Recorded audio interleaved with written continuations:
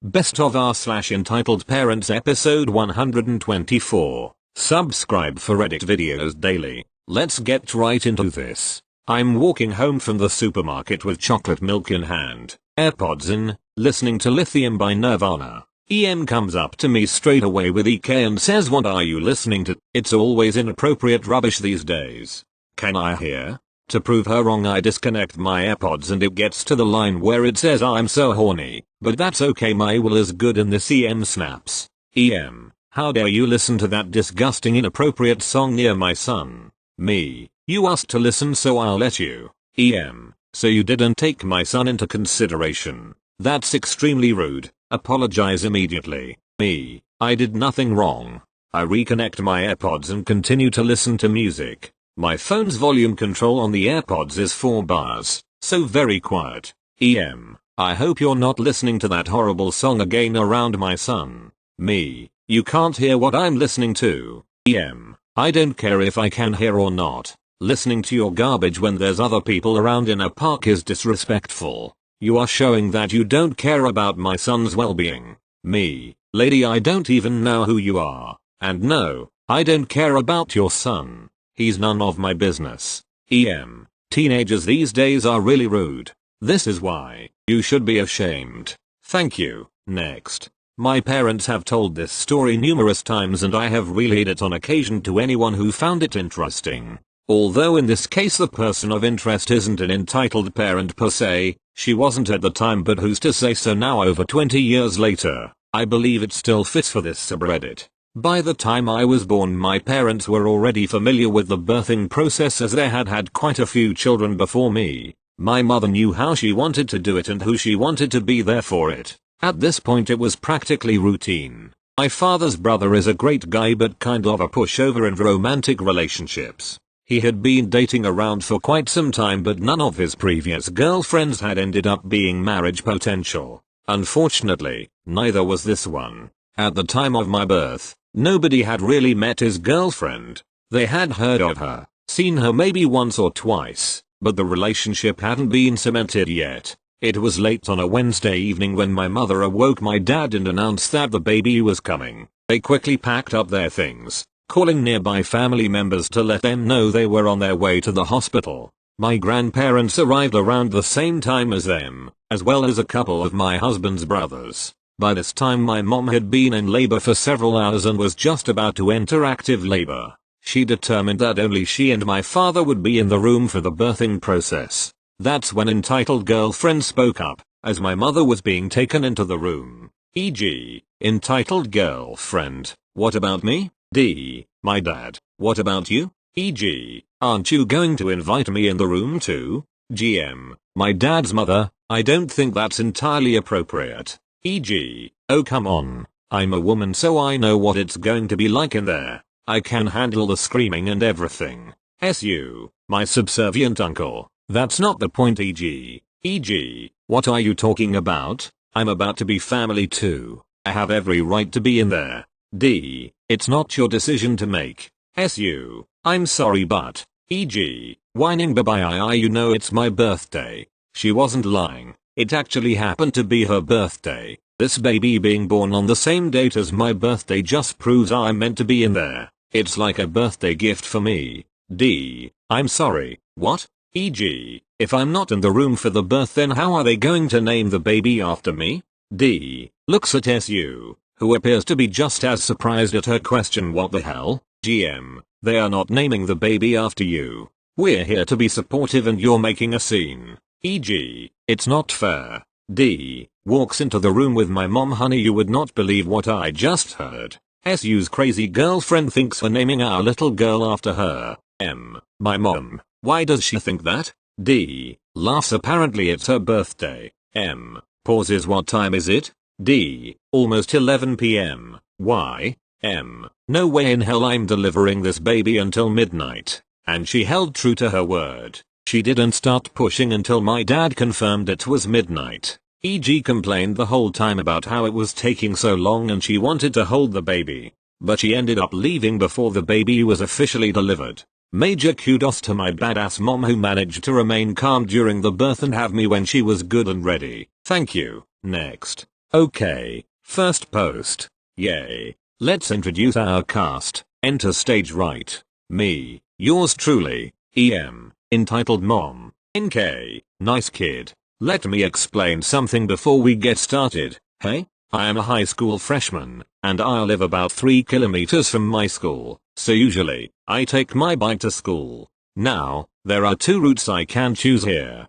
Either I take the long route that is generally more fun to ride, or the short, more direct route. A few weeks ago, I didn't have enough comment karma yet to post. I was in a rush to school. So yeah, I guess you know which route I am taking. The long one. Nah, just kidding. The short one obviously. So here in my country, we drive on the right side of the road. This is a 1 kilometer road down a hill, and I am riding my bike downwards. Now, I see a completely huge SUV, like a white Lynch Hummer tearing down the road. The speed limit here is 40 km/h and I believe this car was going at 70 km/h. When she gets closer, I see the driver, enter stage right. Karen. I see her texting on her phone and playing terrible music, and I mean terrible. Tell you what, mash up some bad rap song with a bad pop song and press play. P headphone users. And she isn't wearing her seatbelt. And even worse, she has a kid in her car. Not that it is a bad entitled brat, I mean like the mom is a bad influence for her child. This road that I am on, is a 1-lane road, so I have no other choice but to throw myself off my bike and into the dirt on the side. Now, the EM sees me do this, and, I kid you not, swerves her car, gets out, and yells at me. EM, WTF were you doing? Me, I could ask you the same question. EM, don't talk back to an adult. IT is incredibly rude. Me, I am just speechless at this point. EM, well, what do you have to say then? Me, very weakly, what? EM, sorry. Say sorry you ignorant little. This part of the text has been removed as it could contain too much disturbing language for young readers. NK, steps out of car. Mom, M, hang on sweetie, I am just lecturing this little again. Too many strong words. NK, but mom, if we don't go now, I will be late for school. You don't want that for your little angel do you? M, okay then honey, let's go. M takes a final look at me, her fiery eyes burning with rage and then sticks her middle finger up so high, you could see it from the moon. The kid? She smiles at me and waves. Me? I groan as I get up and inspect my minor injuries, like bruises on my arms, legs and ribs. Yes, I make it to school so don't worry. I check out my injuries, which are fine, and then I make my way to class. And you know what? The teacher gives me a detention after school of being late and coming in dirty clothes. But hey, you wanna know what? I love reading these stories, but having one in real life, nah bruv. This was my first post, apologies if it was bad. Thank you. Next. I work in a grocery store and due to the virus panic things have been a little hectic. I was talking to my aunt about this when she told me what she witnessed at a store. An old lady had picked up a raw chicken. This happened to be the last one since shops are extremely low on stock due to idiots panic buying. Another lady saw this and walked over to her and took the chicken out of her arms. Her excuse, I have kids. The old woman then said, well, if you think you need it more than me then take it. It's just awful. Thank you. Next. I've been lurking here and have been afraid to post because I'm awkward and don't know if my stories will be as well liked as everyone else's. So here goes. I am posting from my phone so might be some mistakes. The stars. Myself from about 16 years ago. I'm 28. So I was 14. EM. My neighbor from across the street. A self-entitled mother B5K. Her 5-year-old child who obsessed over other people's stuff. The scene. My garage. During the summer between 7th and 8th grade, my parents would go to work and leave me with a giant list of chores so overwhelming, I would even try. Also, I live in Texas, so it would sometimes be too hot to try. One day, to avoid being crapped on, I decided I would attempt to do the chore, clean out the garage. My parents hoard shit and then get upset when they can't find what they want. And my stepfather just buys crap and doesn't even try to put it somewhere. So it's my job to organize the garage so that my mom can actually park her car. I'm moving stuff around for a few hours and I'm sweaty and hot, and all it looked like I was really doing anyway was just removing the mess. I come across my tricycle from when I was younger. I put it outside on the driveway so I can try to find a place for it later. I decide to take a break and go inside and fix some lunch. A couple minutes later, I hear rummaging in the garage and something break. I thought it was my cat. I look. It was B5K. Sounds like a Star Wars droid name. Searching through the place, looking around like he just found good treasure. Me. Hey B5K. Where's your brother? B5K. He is grounded until Monday. Me. Well, you should go home and play with him. What did you break? B5K. Looks like he's going to cry. Me. Listen, I don't play unless your brother is there too. Please go home. So I close the door. I thought that was the end of it. I go back to my food and VH1 music videos. When I'm done, I go back outside and I notice something is missing. The tricycle is gone. I knew who took it, B5K. So I get on my bike and ride it around the block. I catch up to B5K in almost no time at all. He tried to start pedaling faster, but it's a tricycle so it's not like you can do that. I want everyone to know this. This was no plastic thing that leans back. This was made out of metal and looked almost like a very small bike. So anyway, I yell at the kid to stop. He starts crying and ignores me. I pedal up to him and get in front of him. He rides into my bike and falls. I don't help him up, but I take my trike back. I put it inside the house and then go back outside to finish up in my garage. Now, from across the street, to the left, I hear B5K yelling to someone. I assumed it was his older sister. She was a year behind me and didn't usually care about the stuff he complained about. So I expected her to come over here and just give me a little shit playfully and then go home. I go back to my chore and then I feel someone prod me between the shoulder blades. I assumed this to be his sister, so I turned around, ready for a pretty smile and a sarcastic shooing out. I was ill prepared for this, because it was EM, in all her rage.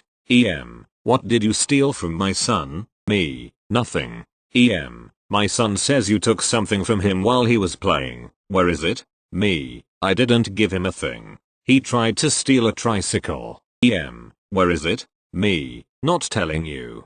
EM, you could have killed my boy. Me, looks at her very confused. EM, he was only playing. Give him his tricycle back. Me, his tricycle? He got it from my garage. EM, well, you're too old for it. Me, look, lady, I'm just trying to finish a job so that I don't have to worry about it. Please walk away. I pulled my Siemens flip phone out of my pocket and called my mom. EM promised to have my trike back when my mother came home and picked up a little thief and left. Edit. Thank you so much for my first post to ever receive a silver. Also, I did the correct maths.